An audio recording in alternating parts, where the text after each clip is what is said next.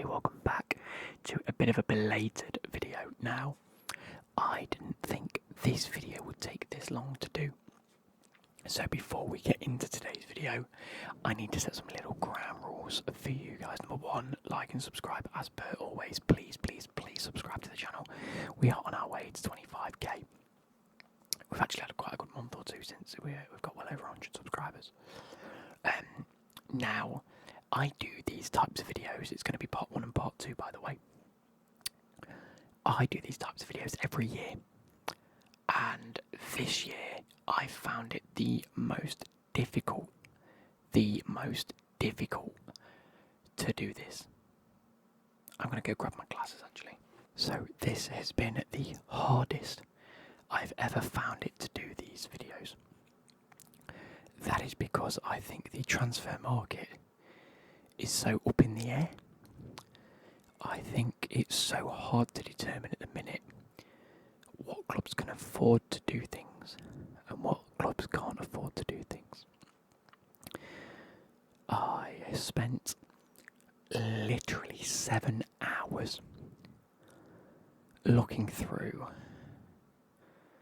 potential transfers, what the clubs may go towards in terms of positions, and I was stuck on a lot of them. So please, I think this will be my worst performing transfer prediction / what I think they need.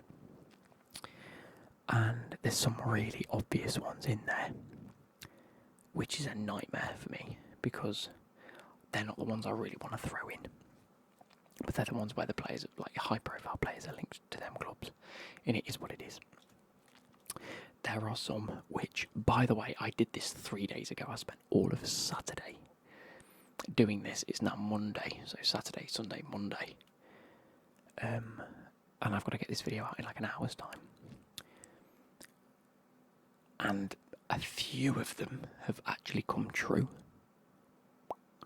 One of them is just outright wrong, and I will explain that in the video, so don't hold me accountable. It's just me having a bit of a brain fart, and I've just Googled it, and I don't know what I was thinking. And you'll see why. Anyway, without further ado, welcome to the Premier League transfers. There we go, Premier League transfers. And of course, we're going to go in club order and probably stop somewhere around Liverpool. Where do we stop? Arsenal. Let's get the Prem table up. I want to do an equal amount in each. Arsenal, Aston Villa, Brentford, Brighton, Bournemouth, Chelsea. So we stop at Ipswich. Ipswich is the last one, and then next episode we start with Leicester. So, that being said, let's get on to Arsenal. Of course, I went with Calafiori. Major transfer links. And I believe he's now signed, so we can tick that one off the bat. He is a left-sided centre-back / left-back. He's already likely to sign. I've put that there. Likely to sign already. He has confirmed now, I'm pretty sure. Has he confirmed? Or is his medical booked? Yeah, 2 hours ago. 2 hours ago. He's completed. I mean, we expected it, but like I said, I did this a couple of days ago. Some of these are going to be links. Some of them are going to be what I think. I think that one is pretty self-explanatory. Anyway, the other thing they need to bolster, centre midfield. They have been linked / I think they'll go for a similar option here. Mikel Merino, who is a centre mid from Real Sociedad. Spanish, good with the ball at his feet. It's going to be a nice backup, cheap option. He's been putting in solid performances for Real Sociedad for years, or at least a couple of years. And the likes of Fabian Ruiz, who has had an amazing Euro campaign. I think he's back at PSG. I'm struggling because I remember him being at Napoli. Yeah, this Napoli PSG year-old. He went to PSG for 22.5 million last year. Played okay. I can't ever remember him being like the forefront of PSG football, like the be all and end all. And I'm pretty sure they've mentioned the fact that they want to loan him out. So I think he could see a loan move to Arsenal. Huge club for him, brilliant player, great monetary value for Arsenal, and it's just a solid option. So they're the three I went for Arsenal. Again, it's a weak start in my opinion because one of them's already confirmed and two of them are pretty much the similar player. Moving on to Aston Villa. This is where I think it's the first club that I think I've pulled some things out of the bag here. Number one, Karim Adeyemi.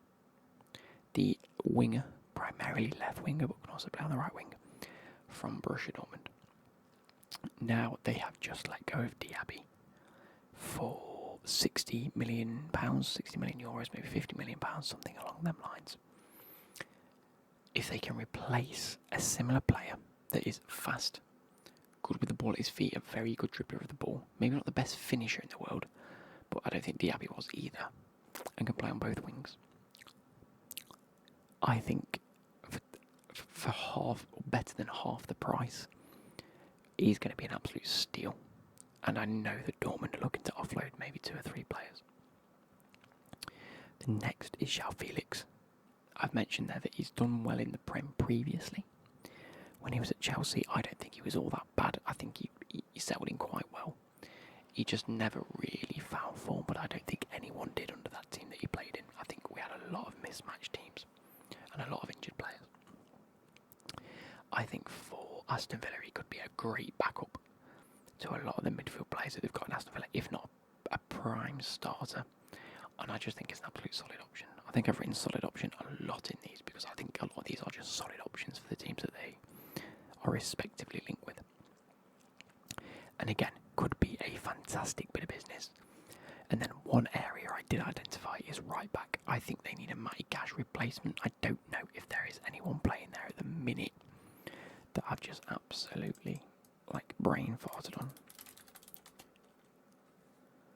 But if we go and take a look at some of their performances, Brighton lineup, Konza played right back. I don't think Konza is an out-and-out right back. Matty Cash did come on for Konza as well. I think there could be a huge gap for them to go for someone like that. Now, he is from Fiorentina.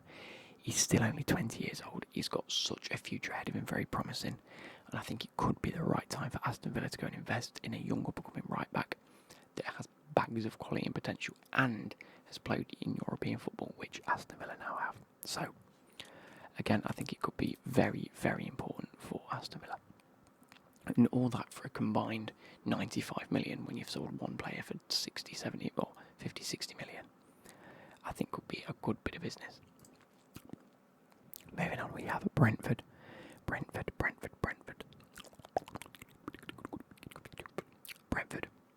Now, again, a lot of these clubs, like the Diaby, sort of look at these transfers.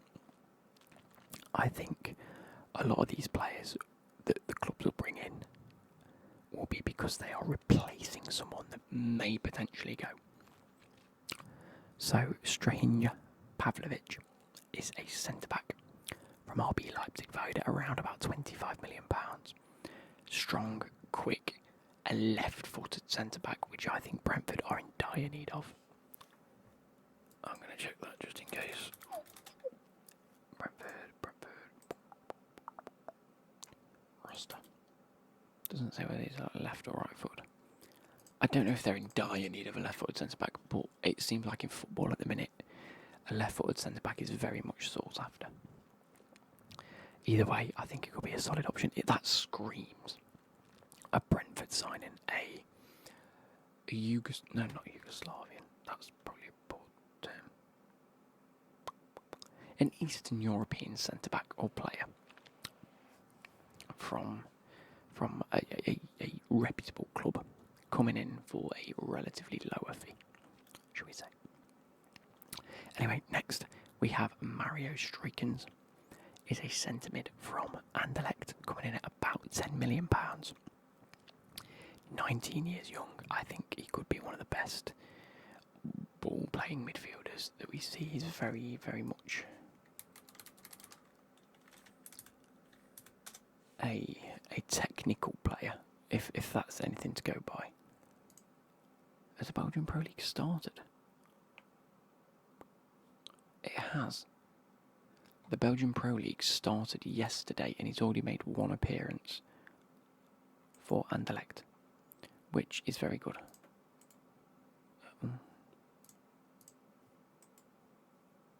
If I go onto his transfer market account, yeah, and he scored. So if I look at last year's, he made 19, 28 appearances, 4 goals, 5 assists. Very much getting involved in the action. Attacking midfielder wise, so he plays a little bit more forward thinking. Again, a much more technical player.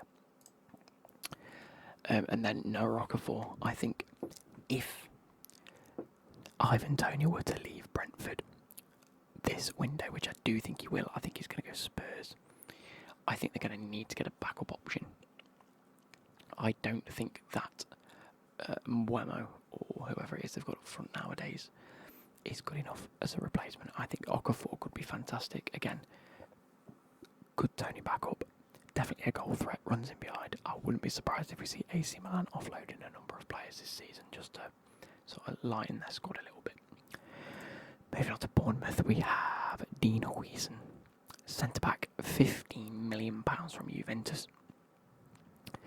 He's 19 years old. Again, screams getting in a young player. Just to solidify that sort of future. I think Bournemouth have 1 or 2 defenders that are a little bit older nowadays. I could be wrong. But he's a promising defender. The one thing that I did see online about him is that he's, for his age, he's very composed. And he's definitely a ball-playing defender, which obviously we're seeing more and more in the Premier League or in the top leagues across the world. I think for him personally, it could be a very good move just to get some minutes under his belt at a solidified Premier League team. I think this could be one where in 3 years' time we see him go for 50 to 60 million pounds to a much bigger club, if that makes sense. The next one, Simon Banza. He is a striker, £18 million from Braga, valued at around £18 million. A European player, so very solidified. I doubt he'll go to Bournemouth personally. Definitely a Solanke backup. I think if Solanke were to leave, I think there's links elsewhere to him or for him. But he's got 21 goals in 28 games in the Portuguese league. I think that's fantastic. And I do think we're going to see him at least somewhere else come this summer. And last but not least, Tyrell Malacia. He's gone a little bit missing at Man United. We don't know where he is. We don't really know what's happened to him. He sort of started off relatively okay. And then he's just sort of not played.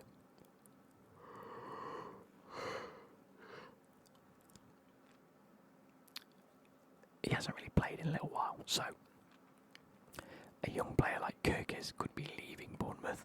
Again, got a huge future ahead of him. I think Malacia is still great. I think he's still a great young option. Still got time to definitely prove his worth. And I think it might be a good time just to take a step back from Man United, get some minutes under your belt and get some permanent football going. Next we have Brighton. We have Brighton. As you can see from the first option, it looks like Pascal Gross and Gilmour are being offered out of the club, which I think opens up an opportunity for a centre-mid and a CDM to be brought into the club.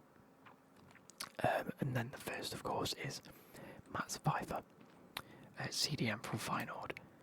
With Gross and Gilmour leaving, he will fit straight into the first team, an absolute solid option. We all know in Europe he's just a solid centre midfielder. He's sort of one of these players where there's no controversy. He just gets the job done. So it's as simple as that. Put him in the midfield, solidify that midfield.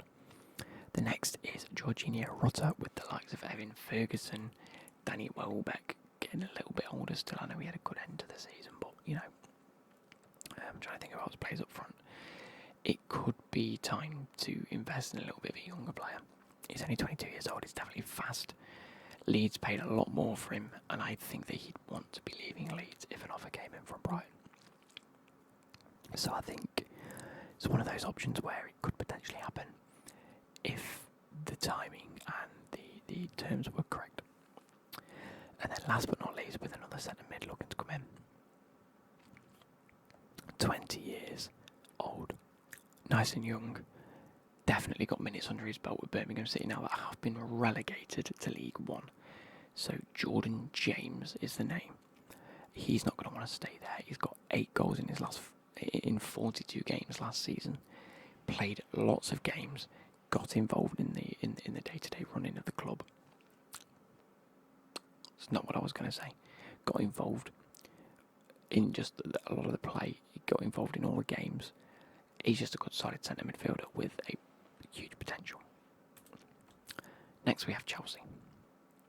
This one for me, a much more difficult. Definitely not. Victor Osimhen, striker. We're still linked with him. £105 million. He's an elite striker. He's a goal scorer and he's proven his worth. I personally don't think he's worth £105 million. Anything could happen. Next, we have Philip Jorgensen, £25 million rated goalkeeper from Villarreal. Unbelievable ball player. I think I saw a stat that said he had like 94% pass accuracy last season for Villarreal, which is ridiculous for a goalkeeper, by the way. Incredible shot stopper. With Petrovic looking like he's on his way out, I think he's been told already that they don't think he's worth the investment in, and I think they're just willing to sell him for a bit of profit, which is a bit of a shame because I actually really do like Petrovic. That's actually already been confirmed, by the way, so that's why I put a little asterisk. That has been confirmed. He is here, and he is a Chelsea player. So, tick. That was one that I put at the weekend that we were linked to, and he's already done. And the last but not least is Julian Alvarez, striker, left wing, right wing, can play across that front line. Maresca has already said that he likes players that can play a multitude of positions, that can just weave in and out of that attacking line. Whether it's Nkunku coming in off the left, the centre, Palmer the same coming off the right in the centre. Mark Gui, who we've already signed, who I know pre-season's not a lot to go off. I really like the look of him, even though we've drawn against Wrexham and lost to Celtic. But Julian Alvarez could be a fantastic option for what is near on half the price of Osimhen, really. He's looking to leave, he's incredible quality, and he's a much cheaper option. So I think he'd be a much better suit. So, moving on to Crystal Palace. Again, another team where I'm struggling, other than replacements to look at. So first but not least, I think they've been linked to Mohamed Bamba, £7 million striker. Cheap, going to be definitely a backup option to the likes of Mateta and Edouard. I think he only played 13 games last season, but scored 8 goals in them 13 games. And I think they were towards the end of the season anyway. Next we have what is potentially an Eze replacement if he was to leave and go to one of the much bigger clubs. Marcus Edwards. We've seen him when he was at Spurs. He then linked to Sporting Lisbon and went to Sporting Lisbon. He looks absolutely great in Europe. Definitely fast. Definitely a technical dribbler of the ball, which is why I think he's such a good Eze replacement, because I think it's time to sort of put him in a top quality squad and see how he performs. And then, similar to Marcus Edwards being an Eze replacement, we have an Elise backup / replacement if he were to leave, and that's Magnus Akliouche, who is a central attacking midfielder from Monaco, rated about £25 million. Really good ball control and definitely has great link-up play. I think that's some of the key features that people highlighted to me. He just seems to know where people are, especially being in that more central role. He just sort of turns on a dime and just looks good. Anyway, moving on. Everton. As we already know, from today, I will start with the bottom one. Jake O'Brien, the centre-back from Lyon, £17 million, has already confirmed his transfer to Everton. Cheers, Everton, for picking up on that. Anyway, it is now looking likely that Branthwaite will leave now that they've signed a capable replacement. Definitely young, definitely promising. I think he could be fantastic. Again, if they were to look even further and invest, well, if they were to get rid of Branthwaite for 60 million, you could replace him with 2 players that are easily just as capable, in my opinion. And the other one's for Facundo Medina, centre-back, RC Lens, £25 million. But he's more of a strong and commanding centre-back, whereas I think Jacob Ryan's still quite young. He's got the future ahead of him, but he needs to be built up a little bit more. Last but not least, I think that Everton need a lot of depth up front. I think that they have a sort of serious lack of versatility. I think they've got wingers and they've got strikers. They haven't got someone that can play a little bit of both. I think Wilfred Canonto could be that option. I think he could leave for a lot cheaper than £16 million if they were to really negotiate with Leeds. I think that Leeds are sort of struggling at the minute. They didn't make promotion, and they're going to struggle to keep hold of players. He's definitely fast, definitely still has a lot of potential, and again, Everton need depth up front. Moving on to Fulham, and you can see a bit of a trend here. Fulham definitely need a backup CDM. João Palhinha has gone to Bayern Munich, and they need to get a capable replacement in. That being said, Calvin Phillips is number 1. He needs regular game time. I think you could get him at a good price deal for Man City, or with Man City. And he's definitely a capable replacement for the likes of Palhinha. On the other hand, we have the other side of Manchester, Scott McTominay, who is actively looking to leave Man United now. I think he's realised his time's coming to an end, with Mainu coming in and Man United potentially looking at other CDMs. I think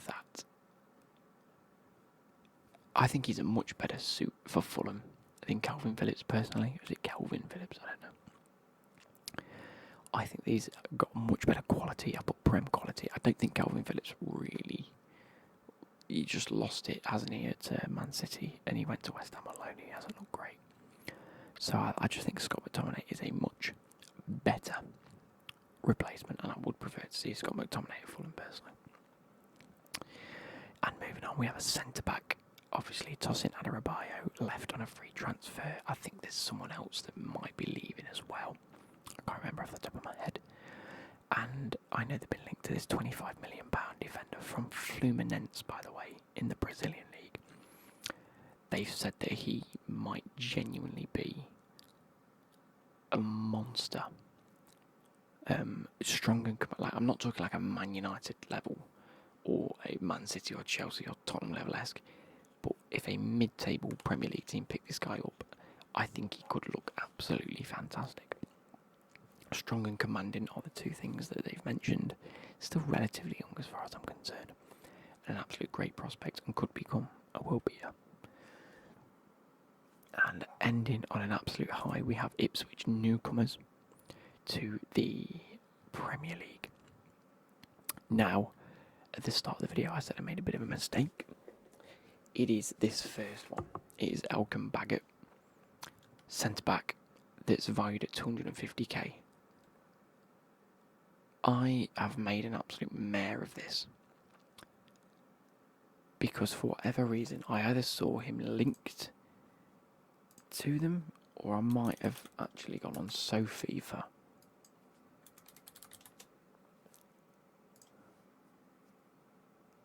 Let me just see if I can get this working.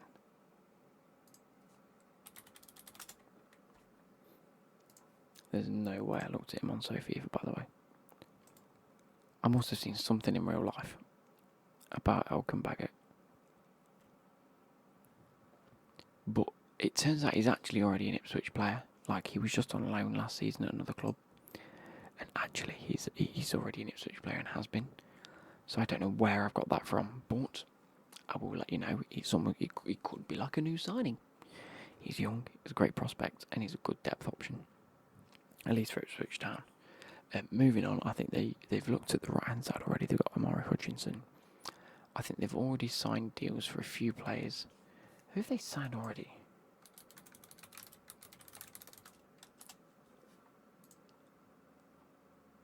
They've signed Hutchinson, Jacob Greaves, Liam Delap from Man City, Artem Moric from Burnley, and Ben Johnson, the right back. So they've got a right back, a centre back, a goalkeeper, a centre forward, and a right winger. I think the middle of the park is where they need to be, which is why I've probably gone this route. I think both of these could be great options. Now, first one, Lucas Asadi, central attacking midfielder, valued at about £3.5 million from the club Universidad de Chile. Absolute quality by the looks of it. Very, very technical player. Definitely very cheap to keep on a permanent deal. Fits into the team completely because they're looking for a central attacking midfielder. And the last one, Matthias Franca. Now, he's already at Crystal Palace. If there are any Crystal Palace fans out there, all I've seen is ridiculous things about how he can be one of the best. And when I came across him, there you go, look, it says latest rumours. Oh, it says Elkenbach is rumoured to go to Derby. Oh, it seems like they signed. No, they haven't got Philogene because he left. He went somewhere else. Went Aston Villa. Anyway, sorry, my bad. Yeah, all I've seen is that Matthias Franca could be one of the best sort of up-and-coming talents at Crystal Palace. He just needs game time. And I think one of these, like, just 6-month, 12-month loan to Crystal Palace, to Ipswich Town, could be ridiculously good just for his playing time. Prem quality, good prospect, good depth option at a very minimum, and needs game time. So, of course, we're going to end it there for now. Part 2 is going to come out in a week's time, maybe on Friday. I'll either do Friday or Monday. But for now, I hope you guys have enjoyed, and I'll catch you later. Goodbye.